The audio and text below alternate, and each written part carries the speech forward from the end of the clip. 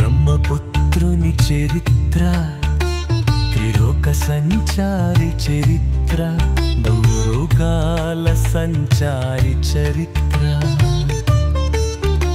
బిందామారారు కన్ని చరిత్రడా.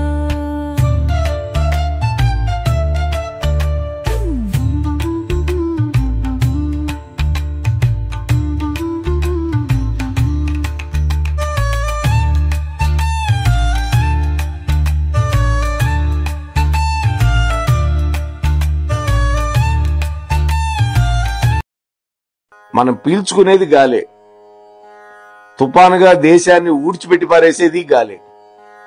అయితే ఈ రెండు ఒకటేనా? కాదు. ఆ వాయువుకి కొన్ని వికార లక్షణాలు ఉన్నాయి. విభూతి, అభూతి, సుఖము, దుఃఖము, అన్నిటికీ కారణాలుగా అనేక లక్షణాలు, అనేక పనులు చేయగలిగినటువంటి శక్తి ఆ వాయువులో ఉన్నాయి. మనం అప్పుడు ఆ వాయువుని ఉపాసించినప్పుడు అక్కడ దానికి ఎన్ని లక్షణాలు ఉన్నాయో అన్ని మంత్రాలతో అన్ని పేర్లు పెట్టి వేరే వేరే దేవతలుగా కనపడేటట్లుగా వేదం మనకి చూపించింది. బహిరంగంలో ఒక వ్యష్టి రూపంలో ఉన్నదంతా కలిపి సమష్టిగా ఏకస్వరూపంగా ఒక తత్వాన్ని అంతఃకరణంలో ఒక భావన చేయాలి. ఈ వ్యష్టి పూజ అంతా కూడా ఇన్ని లక్షణాలని ఆ పరమేశ్వరుడి యొక్క అంగాలుగా ఆరాధించి ఆ విధంగా భావన చేసిన వాళ్లకు మాత్రమే విష్ణుతత్వం బోధపడుతుంది. అప్పుడు అది ముక్తికి మార్గం అవుతుంది. అది గనక అంతవరకే వచ్చి ఆగిపోతే మనకొచ్చే ప్రయోజనం లేదు అని నారదుడు విడమర్చి చెప్పాడు. అంటే మనం పూజించే దేవతలందరినీ పరమేశ్వరుడి యొక్క శరీర అంగాలుగా భావిస్తేనే మనకి సత్ఫలితం కలుగుతుంది. ఇది మనం తెలుసుకోవాలి. అంటే ఈ పరమాత్మే సమస్త దేహాలలో ఆత్మగా ఉన్నాడు.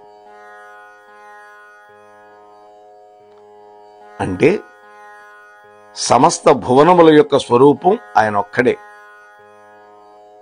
వాటి యొక్క అధిపతి కూడా ఆయనే. అంటే ఈశ్వరుడుగా ఉన్నాడు ఆయన. ఈశ్వరుడు అంటే నియామకుడు. అంటే ఆ పరమాత్మే నాకు నియామకుడు. నేనేం తినాలి, నేను ఎక్కడుండాలి, నేను ఎట్లా బతకాలి, ఇవన్నీ కూడా నిర్ణయిస్తూ నాకు నియంతగా ఉన్నాడు. నాకు అంటే జీవుడికి. ఇక్కడ ఆ పరమాత్మలో దానికి అధీన వృత్తి నాకుంది. అంటే నాకు అతడు ధర్త. ధర్త అంటే ధరించినవాడు, అంటే నాలో ఉన్నవాడు. ఆ విధంగా నాకు పరమేశ్వరుడు ఎంత ఎంత అంటే నియంత, నియమించేవాడు. ధర్త అంటే ధరించినవాడైతే ఉండడం వల్ల ఆ పరమాత్మ నాకేం కలుగుతోంది? క్షేమం కలుగుతోంది. ఇది అంటే పరమాత్మ నాలో ఉండడం వల్ల నాకు క్షేమం కలుగుతుంది. ఇలాంటి భావనతో ఎవడైతే ఉంటాడో అతడిని వేదమాత్ర గాయత్రి రక్షిస్తుంది.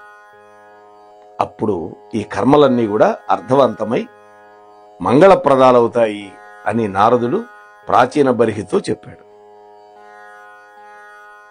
ఇంకా అన్నాడు, రోజు రోజుకి మృత్యువు దగ్గరికి వెళ్ళిపోతూ ఉంటే నువ్వు దేనికి ఆనందంగా ఉండగలుగుతున్నావు? చూడండి, ఆయుర్దాయం తగ్గిపోతున్నది, కానీ ఆనందంగా ఉన్నావు. నిన్నటికంటే మృత్యువు ఈరోజు ఒకరోజు దగ్గర పడింది కదా. ఏం చేస్తున్నావు అని మురిసిపోతున్నావు అని కూడా హెచ్చరించాడు నారదుడు. కాబట్టి కామ్యకర్మలు వదిలిపెట్టు. నీవు చేసినటువంటి కర్మలు ఎవడి గురించి చేశావో వాటి గతి ఎలా పరిణమిస్తుందో తెలుసుకో అంటున్నాడు నారదుడు. కామ్యకర్మలు అంటే ఏంటి? వ్రతాలు, నోములు, యజ్ఞాలు, యాగాలు, ఇవన్నీ కామ్యకర్మలే. సర్వదేవ నమస్కారం కేశవం ప్రతిగచ్చతి అంటే మనం పెట్టే ప్రతి నమస్కారం ఎవరికైనా పెట్టు, అవన్నీ కేశవుడికే చేరతాయి. ఎందుకని? కేశవుడి శరీరంలోనే మనం పెట్టే నమస్కారాలు గ్రహించే దేవతలందరూ అందులోనే ఉన్నారని చెప్పుకున్నాం కదా. అంతేకాదు, సర్వ నమస్కారాలు ఎవరికి చేసినా లోపల ఉండే వస్తువుకి, అంటే అందరి లోపల ఉండేటటువంటి ఆ పరమాత్మ అయినటువంటి ఆ కేశవుడికే చెందుతాయి. అప్పుడు అది క్షేమకరం అవుతుంది. కాబట్టి ఓ ప్రాచీన బర్హి, నీవు ఇంద్రియాలకి లౌల్యం పడద్దు. అలా గనక ఉంటే అది ఎలా ఉంటుందంటే ఒక మృగం చేసే పనితో సమానం అవుతుంది అన్న. ఇంద్రియ లౌల్యం ఉంటే.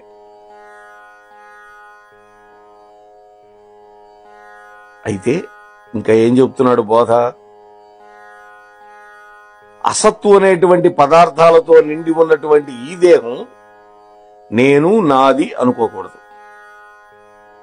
ఈ అసత్ పదార్థాలతో ఎలాగైనా సరే, ఎప్పటికైనా సరే వియోగం తప్పదు.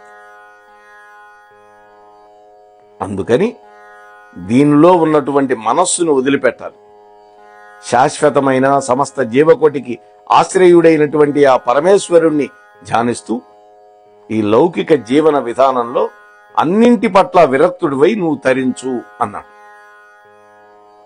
ఈ బోధ కేవలం ప్రాచీన బరికికి మాత్రమే నారదుడు చేశాడు అంటే మనం పప్పులో కాలేసినట్టే.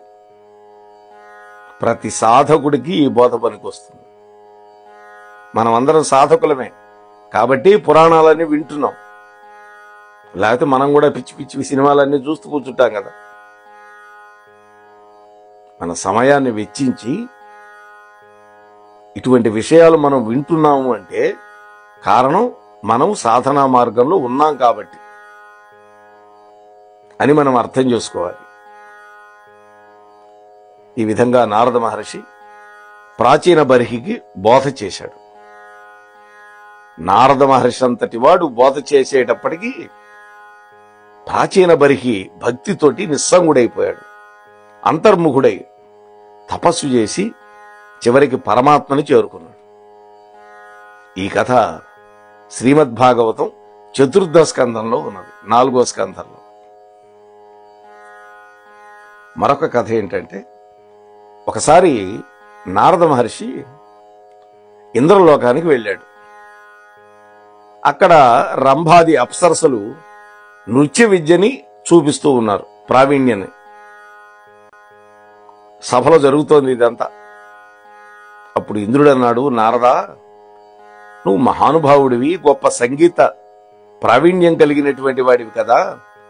వీళ్లల్లో గొప్ప సంగీత ప్రావీణ్యత ఉన్నవాళ్ళు ఎవరు, గొప్ప సంగీత విద్వాంసులు ఎవరు, నువ్వు చెప్పాలి అన్నాడు. జడ్జిమెంట్ చేయమన్నాడు.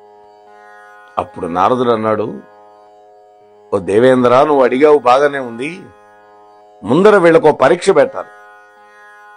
అలా కాకుండా రంభ గొప్పది అంటే సరిపోతుందా? ఇంకో కోపం రావచ్చు. అందుకని వీళ్ళకి పెట్టే పరీక్ష ఏంటంటే, వీళ్లల్లో ఎవరైనా వెళ్ళి భూలోకంలో దుర్వాస మహర్షి యొక్క తపస్సుకి భగ్నత కలిగించగలిగితే చాలు, వాళ్ళు గొప్పవాళ్ళని నేను నమ్ముతానన్నాడు. చూసారా, పరీక్ష పెట్టాడు.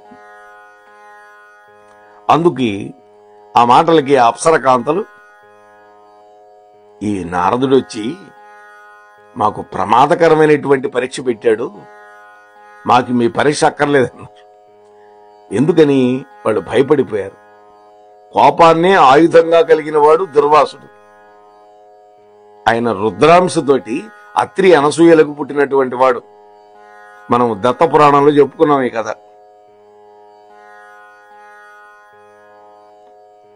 అయితే అందులో ఒక తెలివి తక్కువ అప్సరస ఉంది. ఆమె పేరు వపువు.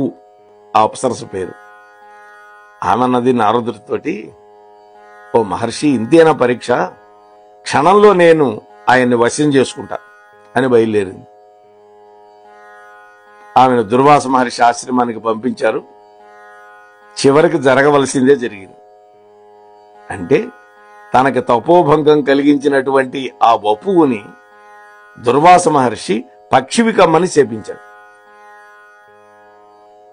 ఆమెకి చాలా గర్వంగా ఉందని ఆ మహర్షికి తెలుసు. మిగిలిన వాళ్ళందరూ కూడా ఎంతో గొప్పవాళ్ళైనా, అందగత్తెలైనా, నాట్యకళలో ప్రావీణ్యత ఉన్నవాళ్ళైనా సరే వాళ్ళల్లో వినయం ఉంది, జ్ఞానం ఉంది. ఈ ఒక్క అప్సరసకి ఆ వివేకం లేదు, ఈ వపువుకి. ఆమెను బాగు చేద్దామనే ఉద్దేశంతోనే నారదుడు పరీక్ష ఇట్లా పెట్టాడు. మహానుభావుడు నారదుడు ఆ విధంగా అనేక దేవకార్యాలు చేస్తూ ఉన్నాడు నారద మహర్షి. మరి అటువంటి నారద మహర్షి